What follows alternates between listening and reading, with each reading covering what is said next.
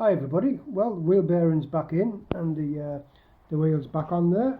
When I did the wheel bearings, I mentioned talking about the review of the VFR 1200 that the Missenden Flyer has just done, and that I wanted to make a little video about some comments. It's at night. I'm in the garage with the light on, so the light's poor, but I just wanted to get on with it before I forget my sort of, not a rant, little whinge, I suppose. So, it wasn't so much the review that the Missenden Flyer did. It was pretty general and it wasn't too bad considering the amount of time he had with the vehicle, and he's not going to go into much detail regarding living with it. But what sort of like got me thinking was, again, the comments within the comments section, like raising the old stuff about weight and, you know, it being cumbersome and stuff like that I've tried to sort of like put right with my videos. Can I just say, I'm not the type of person that would say buy the VFR 1200, it's the best bike in the world. It's just my experience of the bike, and I've really enjoyed it. So let's get some facts on the weight.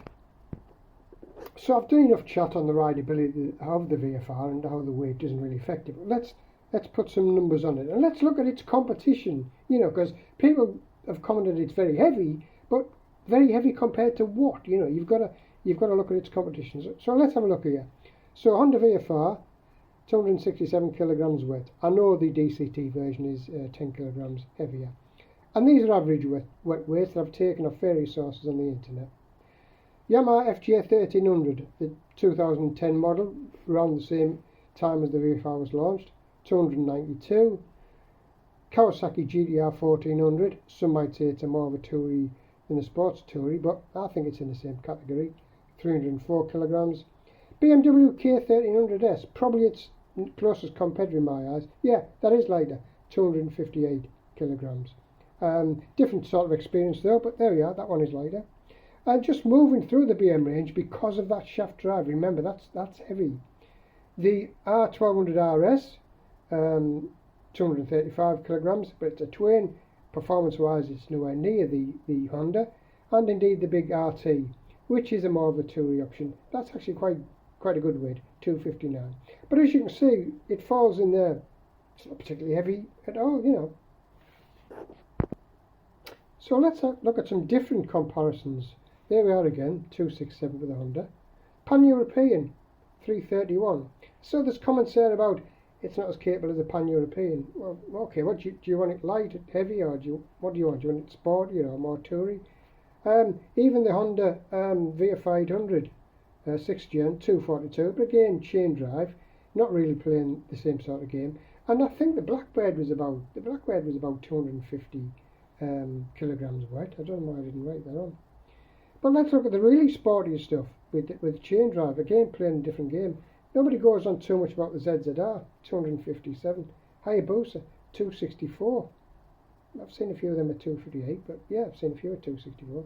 And indeed, the latest sort of new kid on the block, certainly from 2018, the Kawasaki, the supercharged H2 SX SE, 260 kilograms.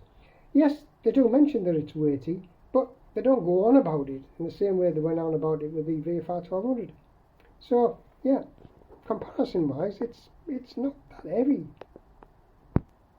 So why is it heavy? Well, it's a GT bike. It's a Grand Tourer. You know, it's designed to cross continents quickly and get there, you know, fast. But it still handles brilliantly. I'm not going to go into that. I've done enough videos on that. But where is the weight? Well, look at that chunky twin spar frame. I mean, that is a big chunky thing, isn't it? You know, massive headstock. I've still got the fairings off, by the way, because I've got a few little job to do. Chunky forks. Brakes, they weigh a few solid kilograms in themselves. The swing arm, that's got to be weighty, hasn't it? There's that big chunky frame again. You know, all these things help the bike. The weight helps the bike sit well on the ground. It's very planted, almost sucked to the ground. You just can't have a GT bike without it being heavy. But comparatively, like I've just said, it simply isn't that heavy. Talking about weight though, that thing is light. Even for a sports bike, that's light. So there we are. Sorry if it sounded like a bit of a rant. It's not meant to be. It's just just trying to put it into perspective really. I'm just going to, on the end of the video, I'll just put a picture again of my naked video showing the waistline of the VFR, because again some people said it was very bulbous. I don't know where they get bulbs from, but you'll see on the video at the end that it's quite lithe and quite slim. Well, thanks again for watching. Till next time, bye.